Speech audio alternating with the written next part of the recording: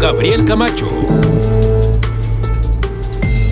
Hola, buenas tardes, les saludo con gusto, vamos arrancando esta mesa de debate, saludo con gusto por supuesto el equipo que hace posible este espacio. A usted en esta mesa los temas de coyuntura. México es uno de los países que más genera basura, entre otras cosas basura. El problema se está agrandando por lo que estamos tirando y en dónde lo estamos tirando. De las más de 100,000 toneladas generadas al día, mire, déjeme darle un dato, de las más de 100,000 toneladas que se tiran al día, solo se están recolectando el 84%. Al menos unos 200 municipios del país no cuentan con un servicio de recolección, digamos, como lo marcan los protocolos o las normas oficiales. En las escuelas se está buscando implementar una campaña de reciclaje.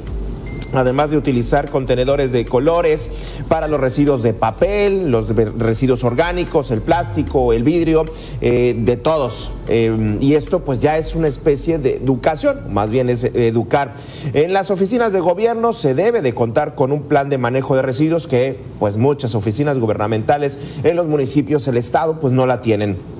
Precisamente así arrancamos a debate. A debate. Bueno, le doy la cordial bienvenida al presidente del Centro de Investigación sobre Biodigestión, Anaerobia, Residuos Sólidos, Agua, Energía Verde y Composta, CIBRUC, Alfredo Alegría. Con el gusto de saludarte y también saludo al profesor investigador del Instituto Politécnico Nacional, Luis Raúl Tobar. A ambos, muchísimas gracias por estar con nosotros. Les pido una opinión que vaya entre un minuto 30. Les pongo ahí un reloj para guiarnos, sobre todo por los tiempos que estamos apretados en televisión, pero eso no nos deja de poder discutir sobre este tema. ¿Qué estamos haciendo, sociedad y las autoridades, en el manejo de los residuos, de la basura? ¿Estamos haciendo lo suficiente? Me arranco contigo, Alfredo Alegría, adelante.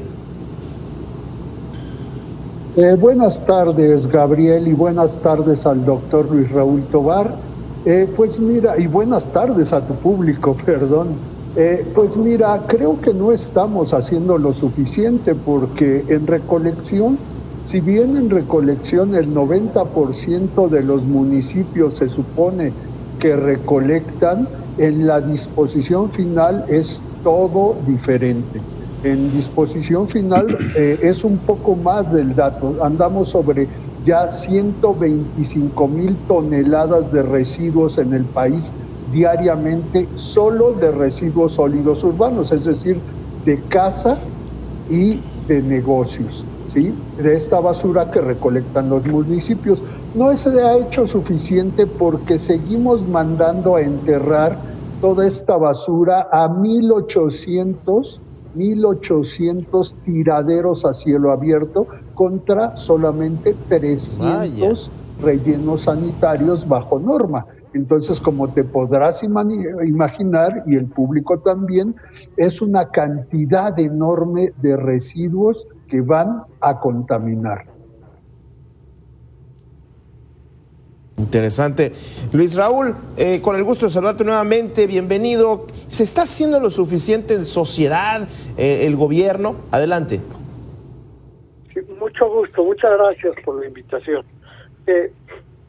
Una corrección pertinente. Son 121,000 toneladas día que se generan en el país y se recolectan únicamente el 83%. ¿Qué significa esto? Que cerca del 17% se quedan a cielo abierto, por lo que de alguna manera contaminamos aire, agua y suelo. ¿Qué está haciendo el país? Yo creo que no estamos haciendo lo suficiente, ni el país ni las autoridades. ¿Qué habría que hacer? Es la siguiente pregunta. Y una de las primeras cuestiones es, requerimos como sociedad y como país separar en fuente. ¿Y qué significa separar en fuente? Pon en un lado tus residuos orgánicos y en otro tus inorgánicos. Si eso ocurre, la basura, como la llamamos, deja de ser basura y se vuelven recursos, se vuelve dinero y entra al concepto que recientemente ha aparecido, que es economía circular. Entonces el punto, a final de cuentas, es contemplemos el separar en fuente sociedad, gobierno e industria. Ahí me quedaría por el momento. Gracias. Justamente es hacia donde quería tomar digamos, la siguiente pregunta. Hay ya algunas empresas recicladoras que realmente están haciendo negocio con ciertos residuos, con cierto tipo de papel, cartón, vidrio, qué sé yo, y sí le están sacando bastante dinero. Es decir, sí hay un negocio, o sí podría haber un negocio en la basura, Alfredo Alegría. Bien, Gabriel, efectivamente puede haber un negocio en la basura, lo hay de hecho. Fíjate, nosotros lo vemos muy citadinamente porque estamos en ciudades donde la recolección pues es muy amplia, Monterrey, Guadalajara, Ciudad de México. Claro. Pero hay un aspecto de este reciclaje que no lo ven todo mundo. En provincia, si bien los municipios recolectan, tienen pocos camiones recolectores. ¿Quién recolecta y aprovecha este reciclable? Son pequeñas personas que tienen sus camionetas privadas, sus pick-up, las adaptan y ellos son los recolectores. En muchos estados casi es la mitad de recolección privada que sobreviven de lo que logran reciclar más la propina de la gente, ¿sí? Y en muy pocos casos, como la Ciudad de México, son plantas totalmente automáticas, establecidas, como podríamos decir, bien colocadas, bien puestas. Entonces, sí hay recuperación, pero si no volvemos a lo que dice el doctor Tovar, si no hay una buena separación de origen, simplemente en dos rubros, orgánico e inorgánico, ambas se contaminan y dejan de servir y se convierten en basura. Por eso mencionaba él esta importancia. El primer paso es separar eficientemente. Claro. Y aquí cabría la pregunta, Luis Raúl, ¿tendría que ser un modelo de ganancias, es decir, que se tenga que sacarle, que se pueda tener ganancias, el ideal, teniendo en cuenta que de pronto los intereses privados pueden prevalecer y que un ayuntamiento le deje, y bueno, ya vemos, se abre la puerta a la corrupción? No sé si ese modelo de ganancia, más allá de la economía circular, sino de buscar la ganancia a la basura y de tener concesiones, y que ese modelo que se puede estar ahí, pero no sé si sea también esto nos pueda llevar hacia ese modelo, Luis Raúl. Perdón, no saludé a mi amigo Alfredo Alegría, lo debo saludar ahora. Muy buena tarde, Alfredo. Yo te pongo un ejemplo, Gabriel. El 45% de los residuos que se generan, residuos sólidos urbanos, que se generan en México, es la fracción orgánica. ¿De acuerdo? Son todos los desechos de comida, de mercados, fundamentalmente. Un antecedente que es pertinente mencionar es que para que tengamos luz, importamos el 75% del gas natural que se requiere para que la luz esté 24 horas en este país. ¿De acuerdo? Si mañana el vecino del norte decide detener las exportaciones de gas natural, nuestro país se para. Me parece que el gobierno mexicano, que la industria debería de contemplar lo que se denomina la digestión anaerobia de la fracción orgánica de los residuos sólidos urbanos. No quiere decir que vamos a sustituir al importado, al que importa, pero vamos a paliar de alguna manera las necesidades de gas natural que el país requiere. Sintetizo, si tú sujetas un material orgánico a condiciones ausentes de oxígeno, se genera metano, que es el principal constituyente del gas natural. Ese es un ejemplo que este país debería de estar contemplando desde ya. En la gran República Popular China, en los 70, finales de los 70, construyeron 7 millones de digestores anaerobios. Muy bien. ¿Para qué? Para satisfacer sus necesidades energéticas. Ahí me quedo, perdón. Ahora, el uso de tecnología, Alfredo, me parece que, no sé si estoy en esa noción o es correcta mi percepción, pero parecería que estamos bien atrás hablando de tecnología para poder procesar residuos, para poder separar, para poder, generar esa economía circular. Hablando de los gobiernos, ya no me digas de las empresas, pueden tener sus tecnologías, pero no sé qué tan atrasados estamos hablando. Por ejemplo, esto que bien decía el digestor de anaerobia que comentaba Luis Raúl, por mencionar un ejemplo. ¿Qué tan atrás estamos, Alfredo? Pues bien, Gabriel, mira, básicamente en México estamos en la época de las cavernas en cuanto a gestión y tratamiento de los residuos, literalmente. Fíjate que hemos insistido, Seabrook y algunos investigadores serios como el doctor Tovar y muchos otros, activistas también, en tratar de ver a la jefa Clara Brugada, porque la basura orgánica es un potencial para generar energía, pero también el inorgánico no reciclable, ese que no tiene valor comercial.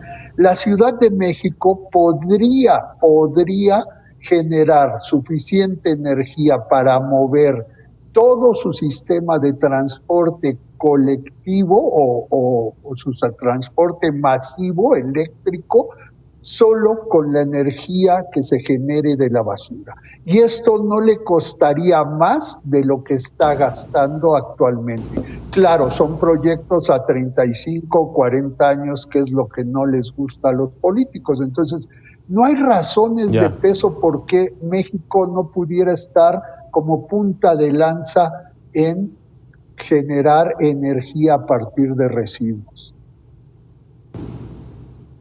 Qué interesante. Y bueno, qué lástima que estemos así en una ciudad tan grande, tan moderna, en la que ha avanzado en muchísimos temas como la Ciudad de México. Pues no me quiero imaginar otras ciudades, digamos, más retrasadas, sin mencionar ninguna del sur del país, cómo estará, ¿no? Si ya se ha avanzado muchísimo en algunos temas en Ciudad de México y en este caso tan específico el tema de la basura. Irónico, ¿no, Luis Raúl, que a través del desperdicio de lo que parecería ya no sirve, pues pueda generar energía? Es algo que me parece muy irónico y a la vez sorprendente, Luis Raúl. ¿Cuál es la pregunta? Perdón, ¿cuál es el punto? Sí, bueno, en este caso que la tecnología utiliza los desperdicios, la basura para poder generar energía. Eso a mí en lo particular me parece sorprendente, Luis Raúl. Hay otra cuestión que es pertinente. El 13% de los residuos sólidos urbanos que se generan son plásticos, diferentes plásticos, polietileno, polipropileno, poliuretano, etcétera, etcétera. La propiedad de estos materiales es que son productos que provienen del petróleo y por consecuencia tienen un alto contenido energético. Esos se están utilizando para la industria cementera. Entonces hay una serie de opciones que es factible aprovechar siempre y cuando las autoridades se den cuenta de la importancia. A mí me parece que requerimos o se requiere que en el caso de la Ciudad de México que tomen conciencia de ello, porque es decir, hay un término o términos que son importantes y se denominan las 3 R's, que es reduce, reusa y recicla. Y luego aparecieron todas las R's que se te ocurran. Me parece que lo fundamental es que tanto el gobierno como la ciudadanía se den cuenta de la importancia de materiales que están presentes en los residuos que tiramos. Ahí me quedaría. Ya. Oigan, en esta misma discusión me quedé pensando, bueno, ¿qué está haciendo la Ciudad de México? ¿Qué está haciendo una ciudad lejana del centro del país, enclavada, no sé, en alguna sierra de Guerrero, en la península de Baja California, en Yucatán? En este sentido me parece que parecería que no están homologados.